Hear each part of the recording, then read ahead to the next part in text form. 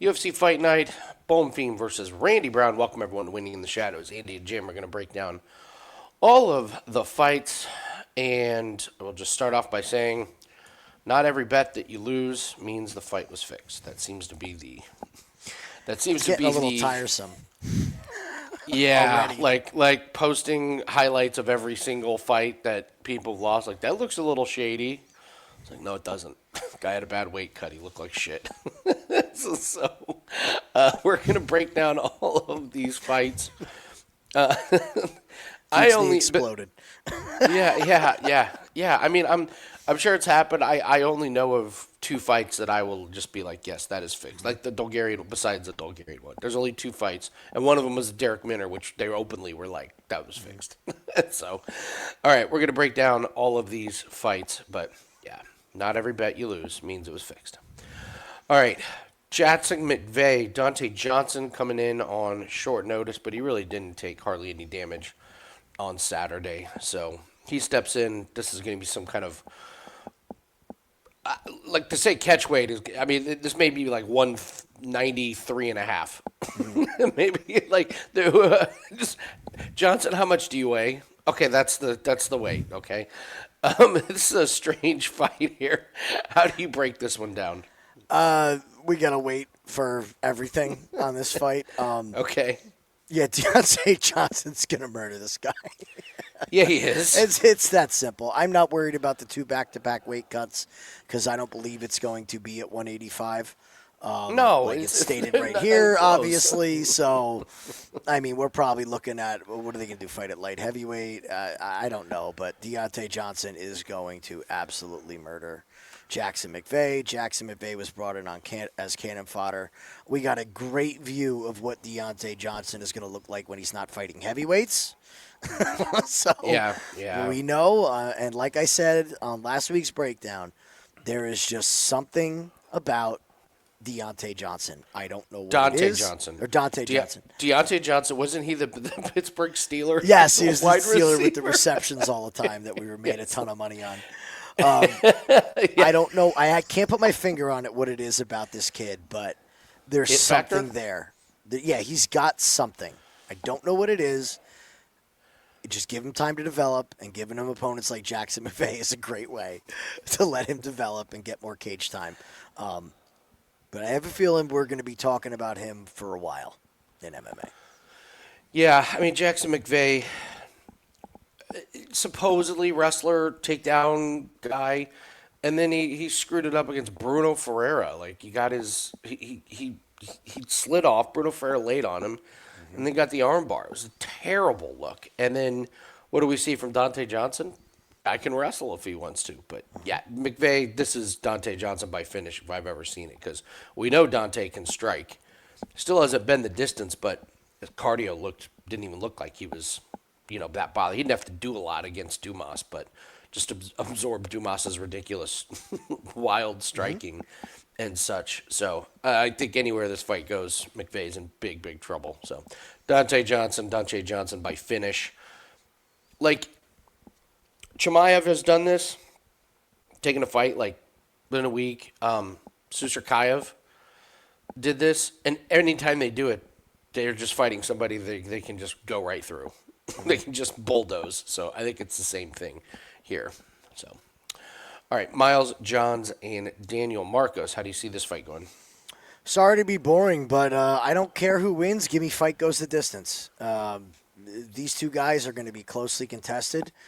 Miles Johns seems to have fixed his cardio over the past couple of fights. So I thought it was a really impressive showing for him in his last fight.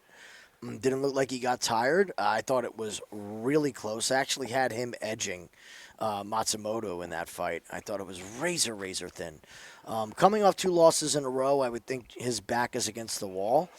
But on the other side with Marcos, he's another guy that I'm not superly a fan of, but the guy just wins. Very different Montel Jackson that we got in this fight than the last Montel Jackson that we saw. Like, where was this guy a couple weeks ago? Just deer in headlights in his last fight. If I have to pick a side, I'm going to say, first of all, this fight's going to split decision.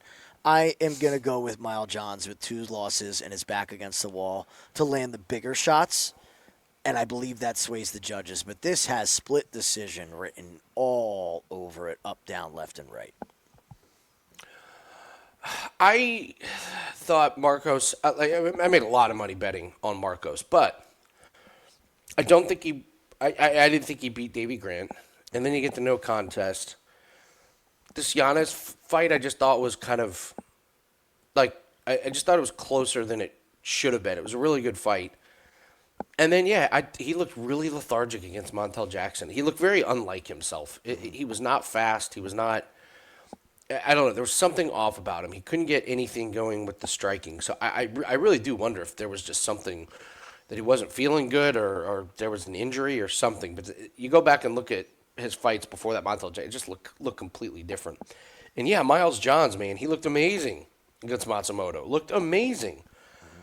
And, I think we live bet Johns or something, and we couldn't believe that we lost that one. And he was devastated. So I think Miles Johns gets the wrestling going. Striking wise, Miles Johns is not lighting the world on fire with striking, but neither is Marcos against Montel Jackson. So who's got an advantage somewhere? I think it's Miles Johns with the wrestling, and if he gets this to the ground, this thing's flying over the distance because Daniel Marcos is not that big of a knockout guy. Miles Johns certainly isn't that big of a knockout guy. And you're right. We've seen Miles Johns' cardio look really good. So I'm with you. I don't care who wins. Just take the fight to go the distance. Purposes of the video, I'll take Miles Johns, though. Thought he looked great against Matsumoto. Looked very, very motivated and focused. And Daniel Marcos just did not in his last fight. So Tisha Pennington, Denise Gomes. What do you like? I'll say it again. Oh, we're going here? Yep. I don't care who wins. Give me fight goes the distance. I'm not betting on either side. Tisha's getting up there in age, but she just continues to be what she is. And Denise Gomes, not been impressed with her lately. A lot of hype when she first came in, not there. That decision, sorry to make it keep, we'll talk about Gomes here. She beats Elise Reed. So what? You should beat Elise Reed. Like, everybody should beat Elise Reed. And we just go on and on. Oh, she's got that finishing ability. She's this. She's tough. She's got a neck tattoo. She should win. Da, da, da, da. And it's just, I find myself always wanting more when she fights. Always wanting more. And the last time that she stepped up against a veteran, I'm not going to count Carolina because Carolina's on her way out, but she lost the decision to Angela Hill. And you got Tisha, who's kind of cut from the same cloth as Angela Hill, which is going to be volume on the feet. Don't be involved in the grappling. Use your movement and touch her up. This last fight against Pinheiro for Pennington is just not an impressive win. It's unanimous, but Pinheiro, I thought we saw the chinks in the armor starting with Pennington. I'm going to say that this is the one that throws people off, and people are going to want to bet Gomes, and this is going to end up being Tisha by split decision, by the skin of her teeth. I was very concerned because Raquel Pennington had neck surgery, and I didn't know where Tisha's headspace would be. Do a little internet stalking, go onto Instagram. You're not seeing anything speaking about recovery. There's trips to Disneyland. Everybody looks happy, healthy, A-okay. So I'll go Pennington to win the decision. I believe that Gomes is going to be a parlayed and a hotly played fighter here leading in once we see face-offs. I'll go with Pennington. I'll go head-to-head with you. I like Gomes. I think she's kind of coming into her own. Remember, she's only 25. I mean, she's still a baby, as far as her career goes. So, and I know, she beat Elise Reed. She did what she was supposed to do. Knocked her out. Carolina goes to decision. Eduardo Mora, she's way smaller than. Mora's huge. She does get the decision, and she's got the really nice knockout against Morgan. When I look at Pennington, it's just so stiff. She's in her, 36 years old. She just doesn't have that fluidity. What she does have is the ability to impress judges and almost trick them into thinking she's landing punches when she really isn't. She's great at that. It's one of her. It's one of her hidden talents. It's like Vanessa Demopoulos convincing judges she won when she was on bottom for 4.5 minutes. Tisha Pennington will just scream, when she throws those punches and they don't land. But boy, it sure may look like it. And I'm gonna go with Gomes. You're right. Fight go the distance is the obvious play in this one, but I think Gomes just does a little bit more damage. Who's got the more power? It's Gomes. When the bigger shots are compared, Denise's going to be the one that does it. Again, 25. She's just coming into her own. So I'll take the younger fighter here to win a really close one. I love the split decision prop. That's a great one.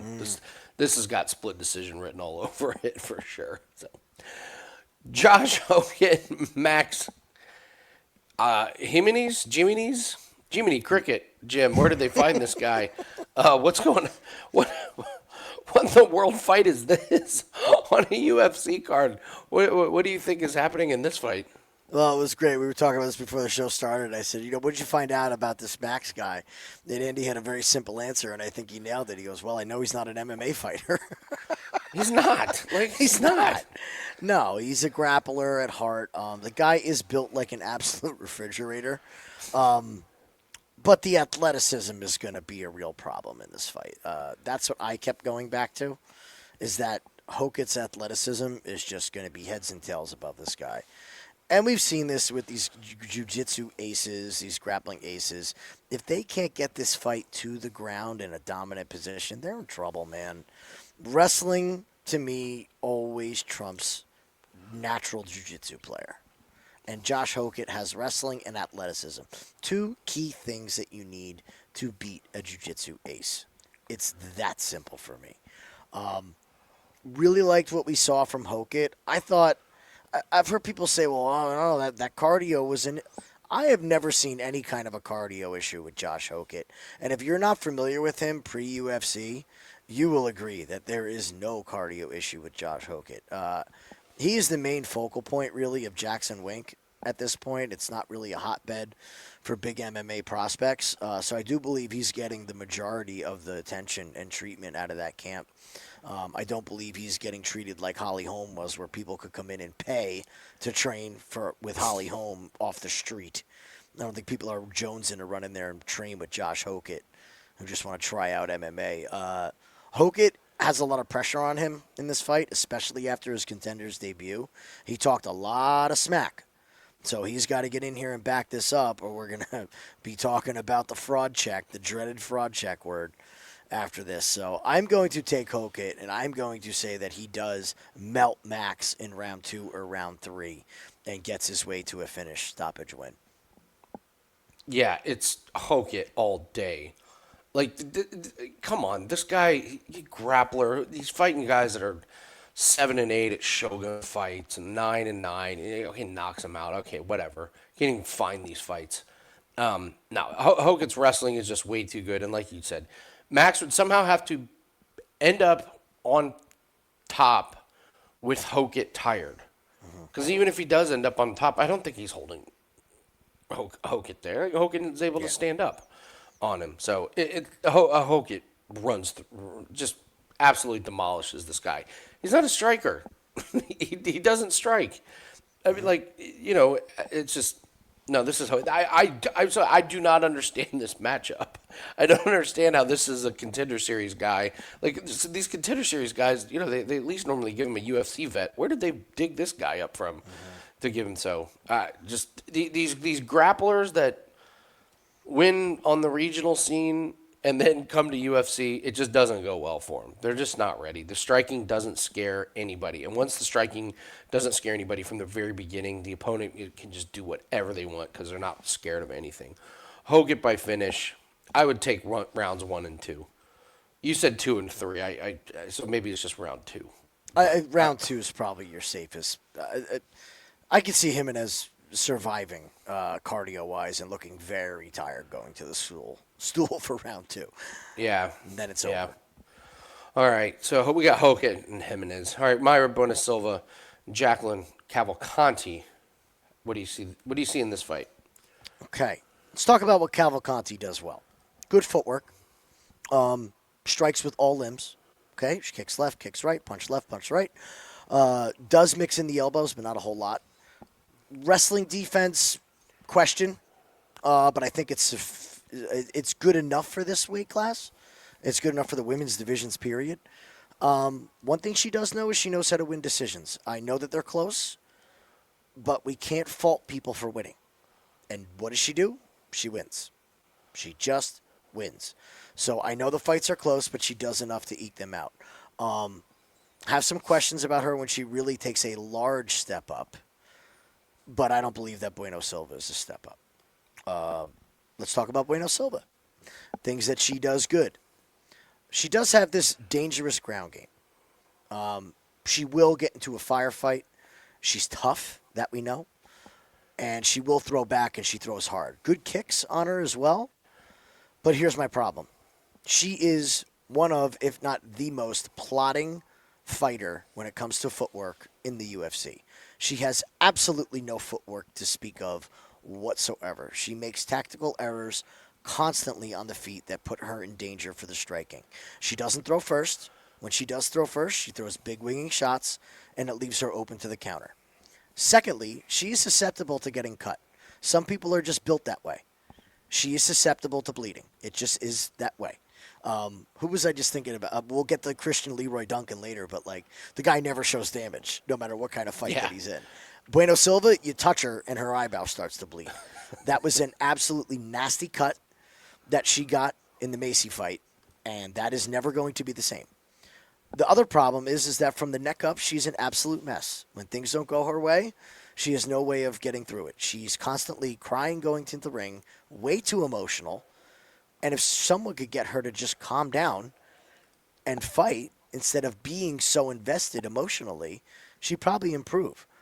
I believe that she is not going to have any luck with the takedowns. The only way she's going to get there is if she gets a kick caught and somehow ends up on top. And even at that, after round one, I don't think it's happening. I don't believe she has the cardio for it. So I'm going Cavalcanti. It's Cavalcanti by decision. It's pretty plain as day for me. I don't believe she finishes her. She's tough, but she stays safe in round one, wins round 2 and 3. Decision for Cavalcanti. So Silva, I mean, it's kind of amazing. She's been in been in UFC for this long. I didn't realize she was on Contender Series in 2018. Mm-hmm. So she beats Jillian Robertson when Jillian Robertson was just a baby. She has a loss to Moraz. Oh my Lord, that's bad. Yeah, okay, win against Barella. I don't even remember her. Mm-hmm. Loses to Fierro. Okay, fine. Rips off 3 straight wins. How have these wins aged? Yanan Wu, Stephanie Egger, and Lena Landsberg? Mm-hmm. Not very good. Gets this crazy quick submission on Holly Holm, which was pretty cool in the moment, but then we realized Holly Holm was just old and done. And what happens? She gets popped for PEDs, not steroids, but Ritalin, right? Or an ADHD? Supposedly it was an ADHD medication. I don't believe any. Okay, well, okay, let's say it was. Mm-hmm. Well, it turns out that was really important because she lost 3 straight. Mm-hmm. And ever since then, if she's not taking this medicine, she has been a mental mess. Mm-hmm. Like, just all over the place. Quits. Not focused. Can't focus on, taking advantage of a fighter, making mistakes all over the place. No plan. Yeah. No plan. The corner's got to be, so mad. And then what would say? Didn't she go to Fighting Nerds? I was like, oh, she's at Fighting Nerds, and nope, that didn't look like a Fighting Nerds fighter. So I actually think this is a really big deal where she got popped, and then so she can't take anymore because mentally she has just looked absolutely mad. And I am not betting on a fighter who mentally just doesn't look good. And then here's the other thing. Okay, Cavalcanti. Okay, these are not impressive wins. Split against Nunez, beats Farron and Cannoli and, Avila. The books are telling us a story that Cavalcanti is this big of a favorite. Mm-hmm. Like, that to me speaks volumes. Because you're like, okay, Mara Bona Silva, she's fought the better competition. Cavalcanti barely beating these, but striking-wise, it's Cavalcanti, I think, all day. And like you said, Silva, if can she get it on the ground? Can she hold her there? Can she not make the stupid mistake? Like, what if she isn't motivated? What if she gets punched and doesn't want to be there anymore and gives up? So I think this price really tells me all I need to know that if this were closer to even, okay, all right, the books maybe see something in Silva, but the fact that this is so wide is all I need to know. And you and I have watched Myra Bona Silva, and it's just like you can just see when the switch goes off. You can just see when she's done. Oh, there it is. It's over. Fight's over. She doesn't want to be there anymore. So it's Cavalcanti, and it's pretty easy decision for me on that one. Moving on to Jamall, Emmers, and Hyder. Amil, what's your breakdown on this one? I thought you absolutely nailed this in our discussion. We were talking about Jamall Emmers, and he's really become a killer be killed fighter. Yeah. It's amazing how these guys can just flip a switch in their career and go from decision machines. Let's face facts. If he doesn't dive into that heel hook against Pat Sabatini, that thing's probably going the distance from what we've seen from Sabatini recently. Other than that, he was a decision machine, and now we're looking at 3 finishes in a row, for and against. Now his wins, Dennis Bazookia, not the best. The Nate Landwehr fight, he's winning. He almost has Nate out of there, but we've just seen this guy crash. Gabriel Miranda, that should be an easy finish win. Like, you did what you're supposed to do in that fight, is finish Gabe Miranda very easily in round 1. Hyder Amil, it's going to take a lot more than what he showed in the Miranda, the Landwehr, and the Bazookia fight to put Hyder Amil out. Hyder fought like an absolute dope in his last fight. These guys that rely on their chin and forward pressure, they need to learn this lesson. And he was due for a loss. Remember, he was undefeated before this fight. This is where I absolutely love to bet on fighters that I already like right after they suffer their first loss. This is a learning lesson for Hyder Amil. I don't believe he's going to come in as reckless, and he's going to bide his time until Jamall Emmers starts to tire or he leaves an opening. And the second that happens, you're going to see Hyder Amil push forward and bring that forward pressure. Emmers will make a mistake. It's only a matter of time. Even in his wins, he makes massive mistakes. So the question for me is if Hyder can capitalize on it, and I believe he can. I think this fight doesn't go the distance, and it's Hyder by knockout. I'm going to say second round. I believe Emmers gets very tired by the end of the first. Hyder survives, and then he pours it on in the second and gets Emmers out of there. Yeah, I said right after, in the moment when he got knocked out, I said I cannot wait to bet on Hyder Amil in his next fight. It was a flash knockout. It was a really stupid move, and Delgado is a knockout machine. I know he went the distance his last one, but that's Nathaniel Wood. That's the ultimate decision machine. So, everything to me screams Amil. Fighter coming off of his first loss, flash knockout, and then going up against a guy with bad cardio. What's so weird about it is he would go to decision, and then all of a sudden in the last 3 he was just like, I'm going to fight so hard that I get tired at the end of the first round. I don't know what happened and why he's done that, but you watch him, he is just forcing an insane pace, and it's worked 2 out of 3 times. He's going to do it again, and Amil is just got to weather the storm, and Emmers will make a dumb mistake. When he comes, he's swinging, his chin is wide open. Fight doesn't go. I tell you that. Fight's not going to go the distance, but I'm with you. I like Hyder a ton. This just checks a lot of boxes with the fighter coming off of his first loss, fighting a guy who makes a ton of mistakes, who's beating a bunch of chumps. So step down in competition for Hyder. It's Hyder all day. Low key, a lot of mileage on Emmers as well.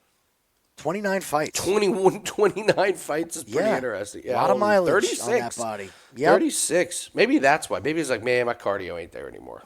I just need to get this done in the first round. So, makes sense. I feel you, Jamall.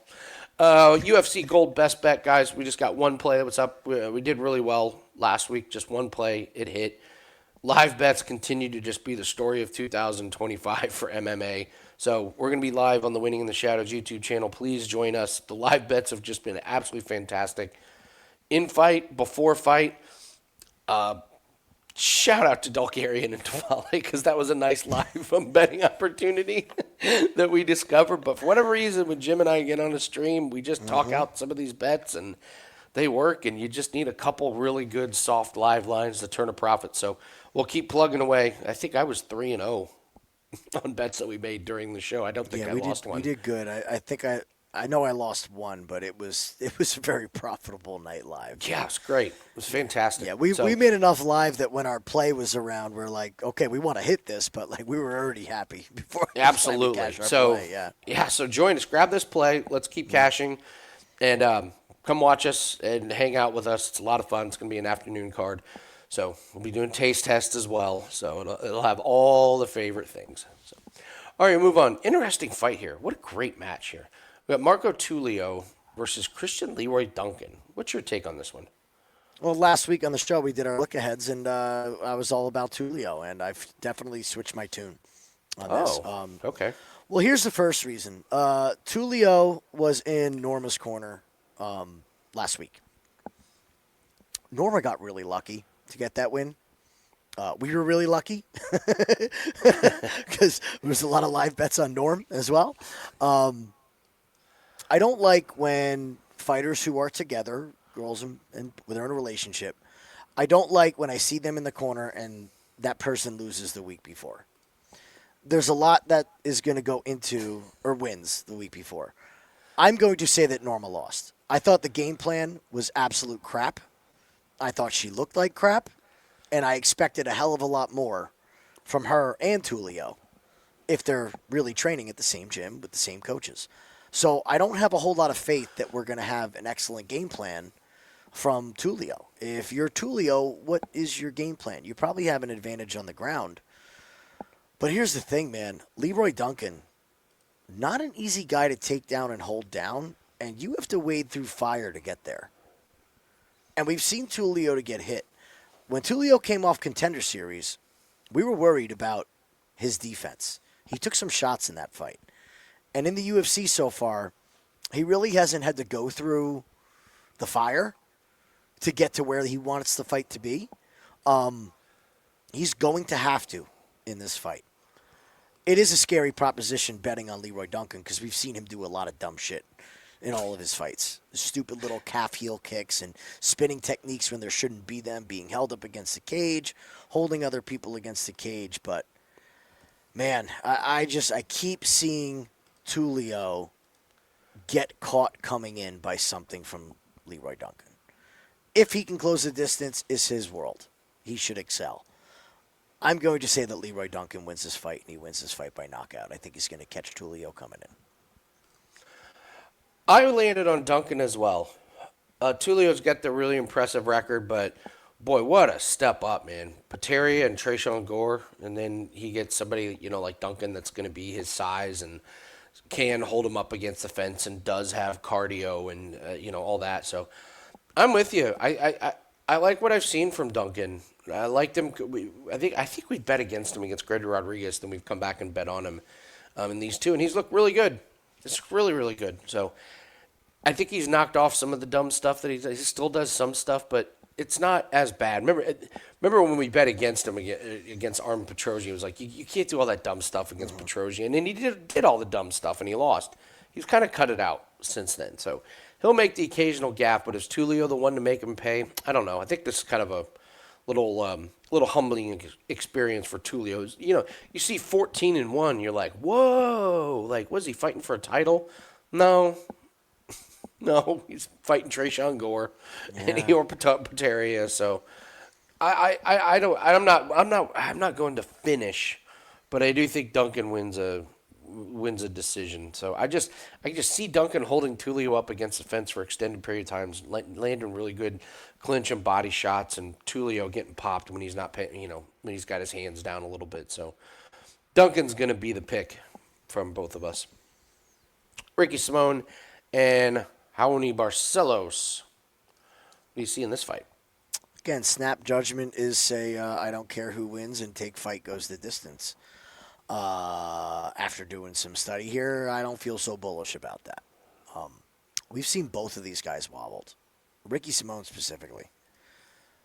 Raoni Barcelos, we know. Well, Ricky Simone, first of all, he has this fight against Oliveira where the second the fight starts, we look at him and go, something is terribly wrong with Ricky Simone. Terribly wrong. And we couldn't live bet Oliveira fast enough. And then Oliveira hurts his leg on a low kick, and Simone still can't do anything with it. It turns out that Oliveira had a rib injury, I believe. Yes. A terrifyingly painful rib injury, and still manages to win a unanimous decision. He then fights Javid Basharat and gets the win by knockout that nobody saw coming. Basharat just got caught. It's not that it was some amazing thing that Simone did. He closed his eyes and threw, and Basharat's chin happened to be there. And we said this about that Basharat, is he's a little too cocky. We've been saying it for a while now, and it finally bit him in the ass. We then go to the unanimous decision win over Cameron Smotherman, who has improved, but is still not a high-level opponent. Most certainly doesn't have the skill set that Raoni Barcelos has. So, really not sold on Simone. I think that his window has passed for being a real contender. Again, a lot of mileage as well. Speaking of mileage, let's talk about Raoni Barcelos. Now, there's one thing that fixes mileage in old age. And I don't think I have to say it. I think you all know what it is.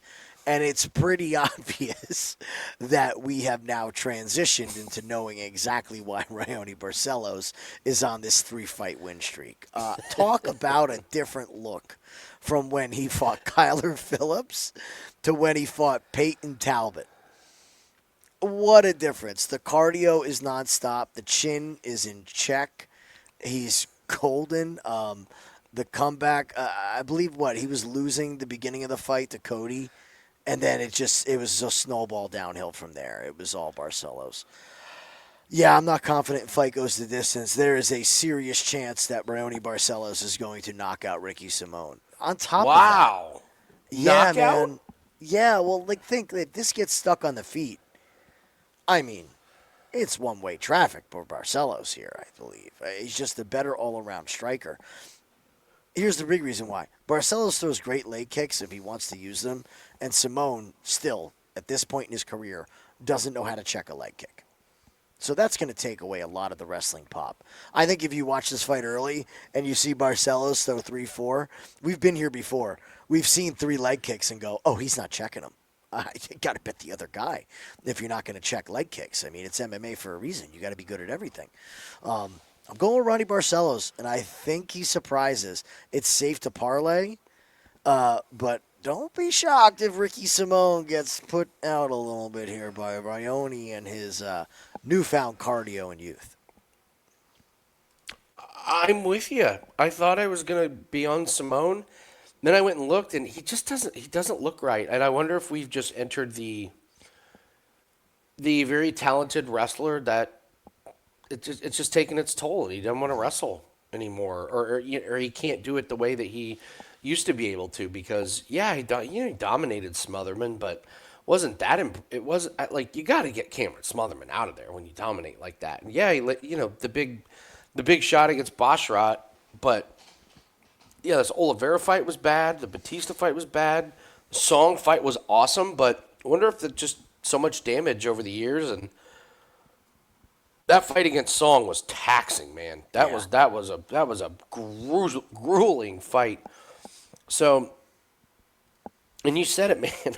Barcelos just all of a sudden, I'm winning in round 3. I'm dominating Peyton Talbot with takedowns. I'm dominating Cody Garbrandt. Yeah, I'm not willing to say he finishes him, but if he does, I actually think it would be by submission. But I just don't see it from Simone. I can't believe I'm saying this, but 38-year-old Barcelos may be faster on the feet.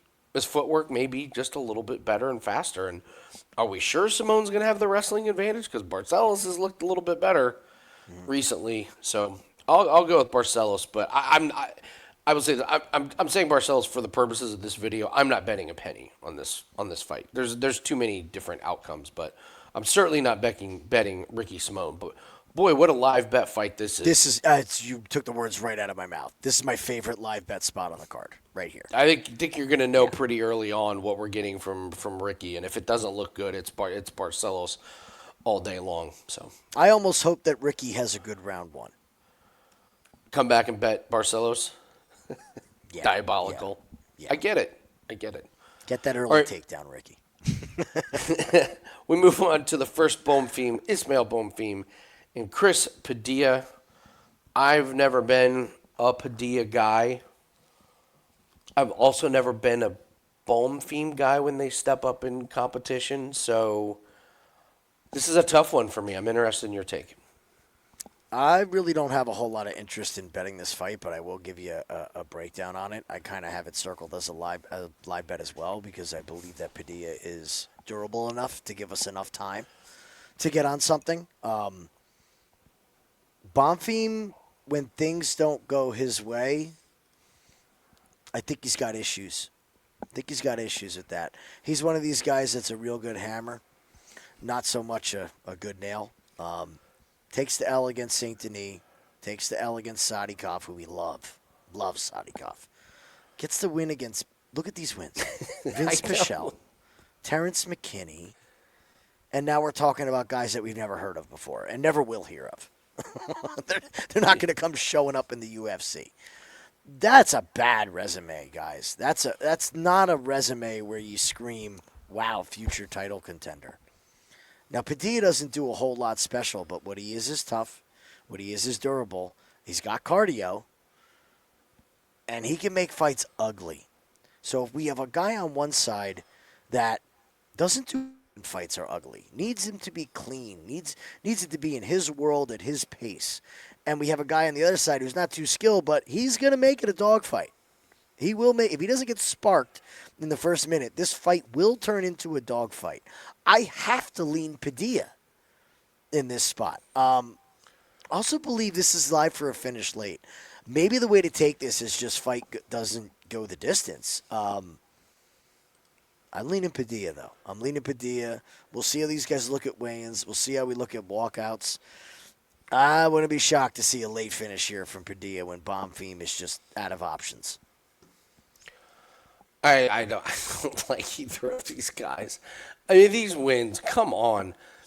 James Lontop, Lontop is gone. He's not even fighting in UFC anymore. He wins on Contender Series, loses 3, and then he's out of here. And he fought like a complete bum. He did the same move like 4 times, and then Padilla catches him. Rongzhu is winning this fight. Padilla hits him in the perfect place. His eye swells shut, and the doctor stops it. Rongzhu didn't quit. The doctor just stopped it. And then he barely beats Jai Herbert. Give me a break. I don't see the upside in this guy whatsoever. You're right. He's tough. He's durable. But what do we say about fighters when that's the best thing that we can say about them? That's not a good recipe. So who's got more paths to victory? It's Bonfim. Who's got the better weapons? It's Bonfim. Who's more apt to make a dumb mistake? Bonfim. His thing against Salikhov, he was winning. And then one kick, he dropped his hands. Salikhov hit him with a beautiful shot. He couldn't see, so they called off the fight.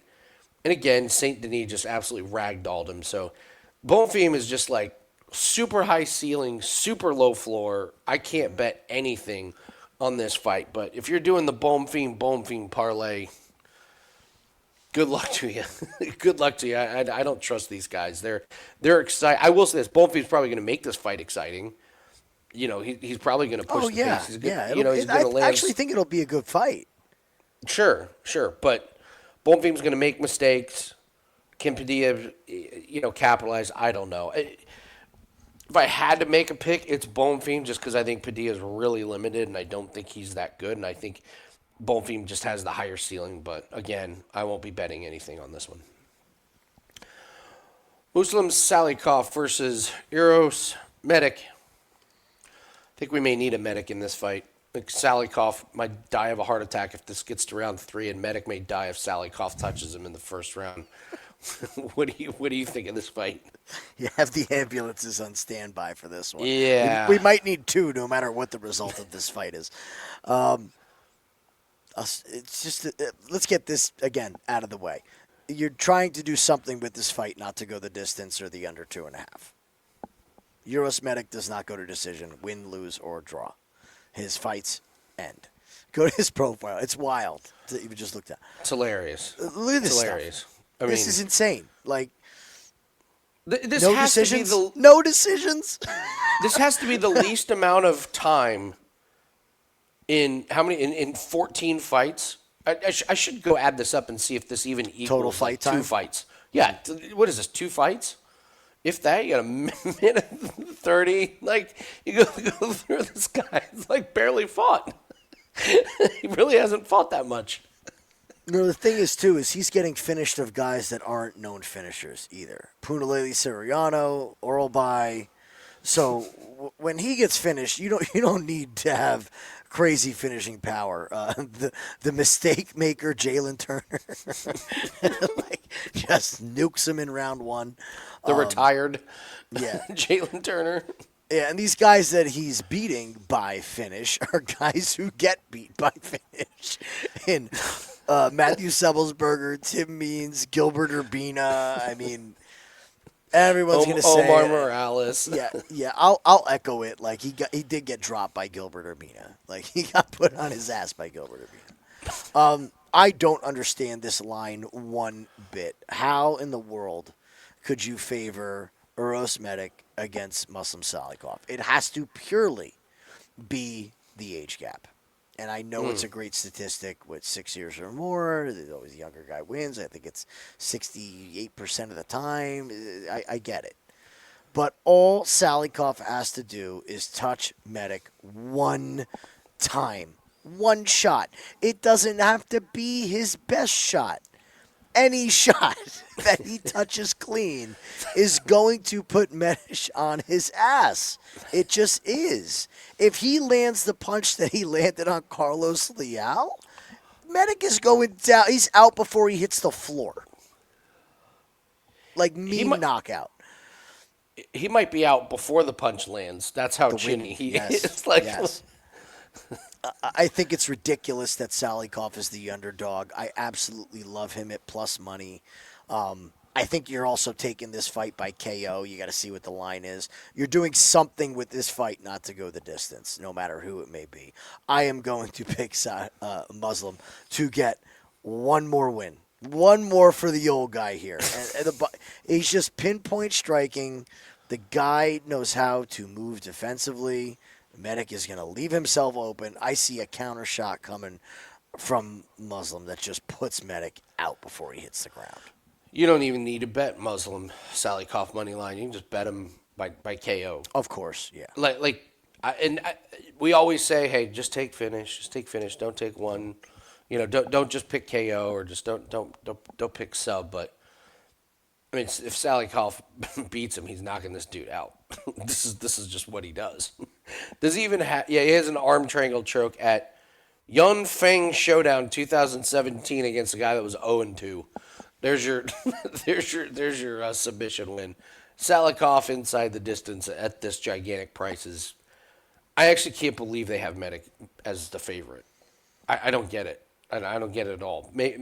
Maybe it's like, okay, Medic survives the first round, Salikhov gets tired, but I'm not willing to play that. When does he survive the first round?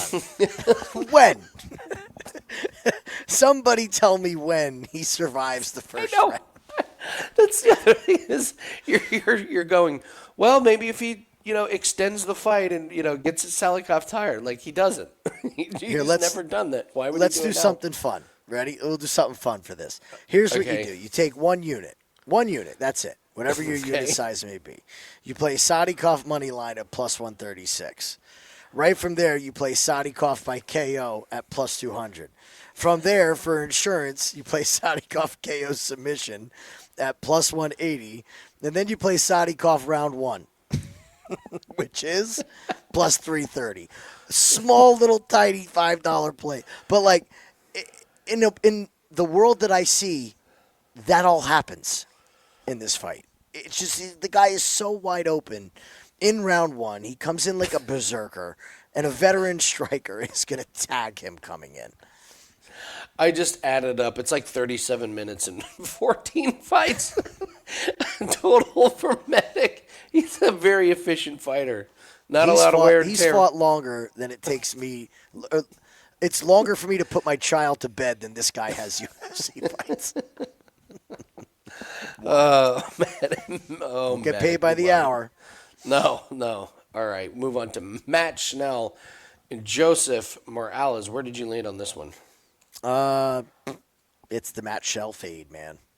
It all comes back to I still have the paper right here.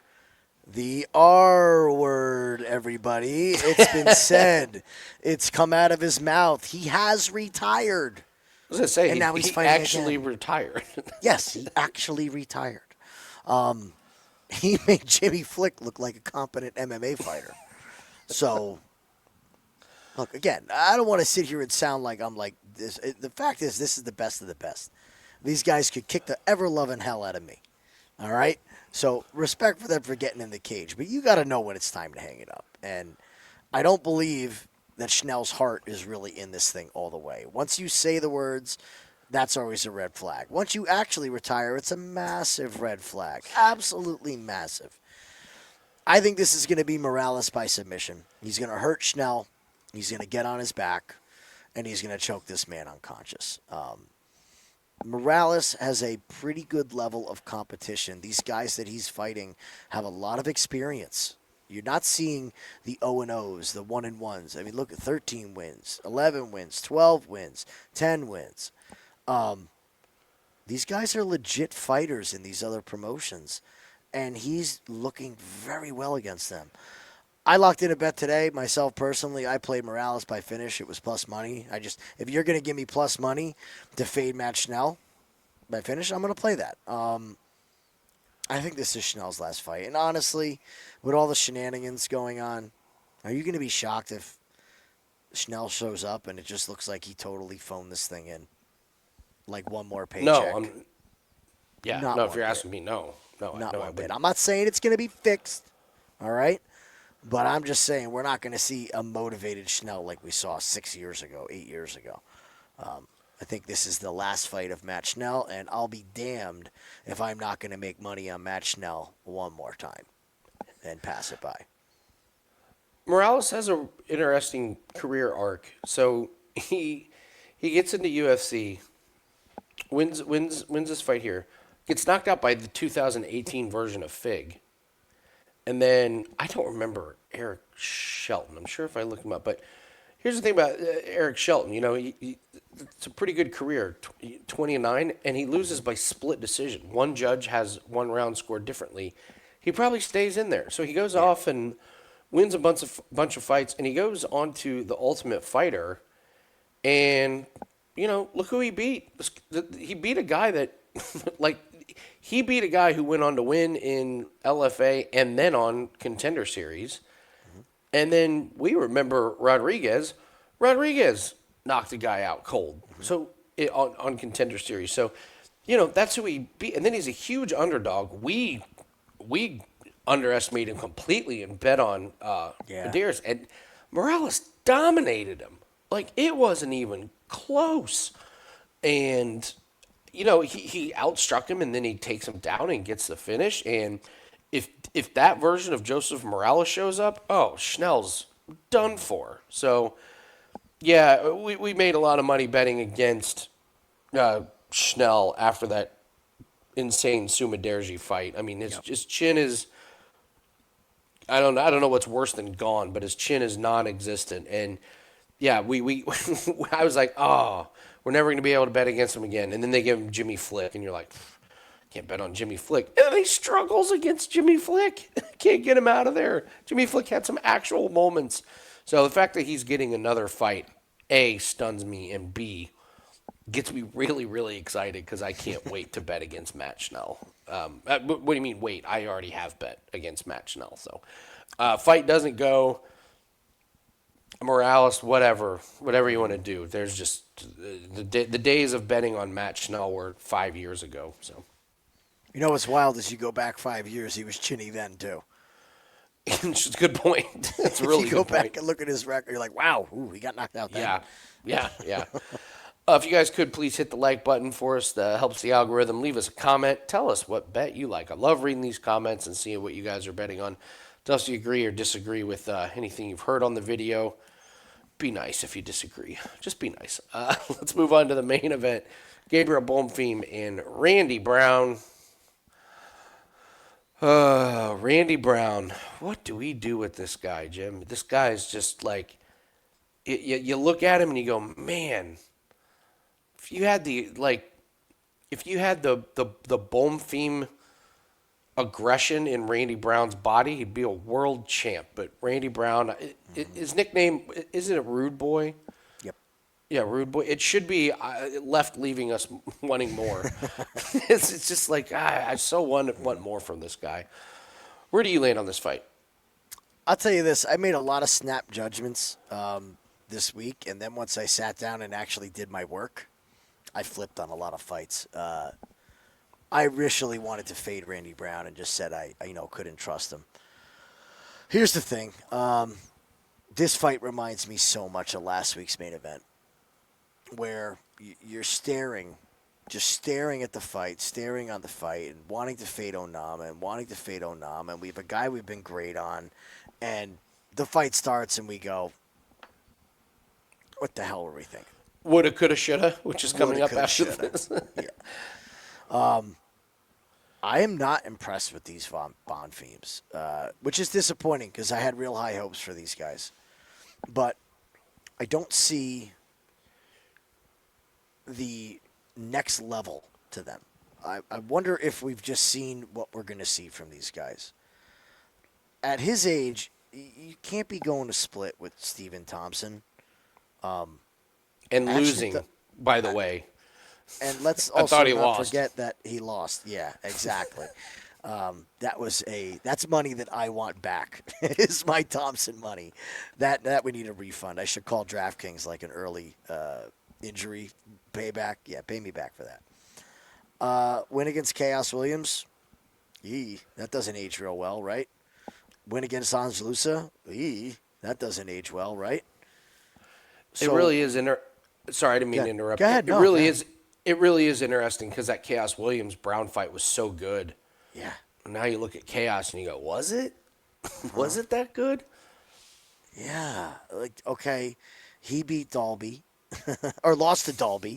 Again from gassing out. Trevin Giles, that doesn't age. Munir Lazez, ooh, God, we're getting uglier as we go here. Trey Waters, it's getting uglier as we go here. So it's just these toss-ups to him where, yeah, you should win all these fights. He should have beat Nicholas Dalby, and he got taught a veteran lesson. Now, did he learn from that veteran lesson? I don't think he did. I believe that Randy Brown did learn from the Brian Battle fight. We saw a very different Randy Brown against Nicholas Dalby. We saw the aggression level from the start, which is really all we've been asking Randy for years is, dude, you're built with a huge advantage over everybody else. You hit like an absolute truck. You can hit people when they can't hit you. Just go in there and start putting leather on people. And what happens when he does it? He finishes a guy who is said to be unfinishable. He's so tough and durable, and Dalby's gotten away with some stuff in his career as far as getting some of these wins, but man, I really liked what I saw from Brown in that fight. If we get that level of aggression, I'm going Randy Brown. I don't think this main event goes the distance. Neither of these guys are cardio fiends. And if Brown gasses and Bonfim ends up on top, he's in deep trouble. Deep trouble. with Bonfim on top. So I love this fight not to go. I think you could play with those late championship rounds, round 4, round 5, fight not to go.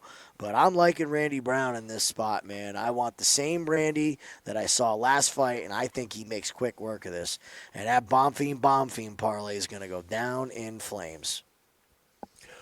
I mean, you could do the anti-Bonfim parlay. I've been thinking about it. Padilla and Randy Brown. I have Randy Brown too. And I hate myself for it. Because, yeah, you're right. If he fights what he does against Dalby, Bonfim's in real trouble. This length of Brown is insane. But, yeah, he just gets lackadaisical. Like, it's like, how are you going the distance against Zaleski? Like, okay, great. Finish against Salikhov, good. he went to distance against Wellington Turman. Like, choked out against Madalena. He gets dropped real quick against Madalena. Madalena jumps on him and choked. A lot of people thought he lost this Francisco Trinaldo fight when Trinaldo was like 42 or something. It's always something where he makes this fight way too close. And you're right. This Brian Battle thing hopefully was a wake-up call. Like, get in there, put your hands on this guy. You got the length. Bonfim is going to have to get inside to land anything, and I don't think he can do it. And other thing, Bonfim, not great cardio, and this is a 5-round fight.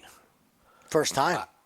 Yeah. So I get a guy who I don't think beat Stephen Thompson. Just the fact it was as close as it was is kind of a red flag. You can't be that close in 2025 with Thompson. No. So I think Bonfim will try and get some wrestling going early, but Brown is huge. If Bonfim gets it or tires himself, there's a great one for you. Watch Bonfim if he doesn't get some takedowns and clinches and starts to tire. Man, I can't bet Randy Brown fast enough in a 5-round fight. As soon as Bonfim loses his finishing power, it's Randy Brown all day long. So Randy Brown will be the pick. So, all right, we're gonna do the woulda, coulda, shoulda, and the parlay buster. I mean, are we going with the Bonfim parlay? Is that just the parlay buster, or is that just too easy to... We'll do parlay buster first. Yeah, let's do parlay buster. All right, well, Bonfim is going to be the parlay of the week. We all know that. There's no way that their brothers are going to lose. They're training. Here's the thing, guys. They're from the same camp. They got to split resources this entire time. So, what's the coach do? I'm going to train with you, then train with him. You're going to do striking. It's never full attention when you have guys from the same camp that are brothers fighting, or sisters, or whoever, brother, sister. You never get the same attention. So, I'm going to stick with the Bonfims. And I'm going to say that the first Bonfim, let's go. I'm going to go main event Bonfim. I forget which one it is. Go ahead, scroll up. Gabriel. I can't keep track. Gabriel. I'm going to go Gabriel to drop the ball against Brown. Exactly what you were saying. That's the parlay to close it. People will do Bonfim, and an over 2.5 in a women's fight. You get the both of them home. All right, one more leg. You just saw your brother win. Go out there, and that cardio just falls off a cliff when he can't get it to the ground, and Brown tunes him up. Yeah, my number one would be Gabriel Bonfim. He's 205 in a 5-round fight. It's insane.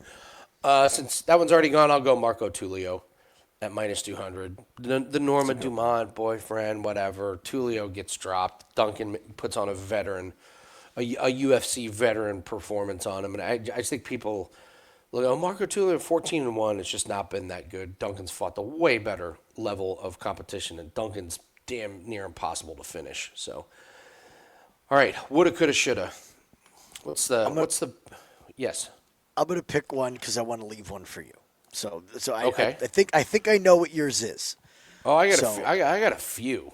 I got some strong stances in this one. I think I know your favorite. Your favorite. All right. I am going to fade the chin of Matt Schnell, and I am going to take, if I don't make money on Matt Schnell getting finished in an MMA fight, I will hate myself in the morning. So for me, it's Morales by finish at plus money. I will absolutely hate myself in the morning if Matt Schnell retires in the cage, and I didn't make money on him getting finished by a guy who we like. Yeah. I'll hate myself. Oh, there's a few of them. I'll give you 3 of them, and I may just parlay. This just may be a random, like fight doesn't go the distance, parlay, or just, by finish. Dante Johnson finishing Jackson McVey. I think if we don't make money off that, I'm going to be really upset. I'm going to be really upset if we don't make money on Hyder Amil finishing Jamall Emmers. And I think we're going to be really upset if we don't make money if Salikhov knocks out Medic. So I'll go with Medic. I'll go with Salikhov over Medic with just the insane price. This gigantic plus money. It's just too good to pass up. When I first saw the numbers, I thought the sportsbook had the numbers reversed. Mm-hmm. When someone's like, "Oh, Salikhov Medic," I was like, "Oh, I'd put Salikhov minus 180." And they're like, "No, Medic's the favorite." Wait, what? In what world? The guy knocked out Carlos Leal with one punch. What is he gonna do to the chin of Medic? So I'll go for my official one, Salikhov. But that was the one. Yeah. Okay. It's too good a price.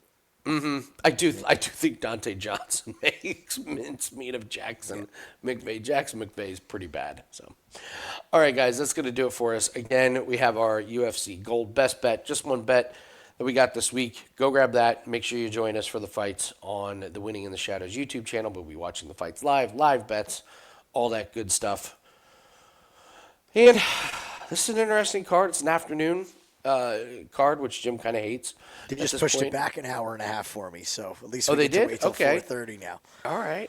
There you go. So, all right. Well, thanks for joining us, guys. Hit the like button, leave us a comment. Good luck on all your bets. We'll see everyone Saturday. Take care. See you Saturday, guys.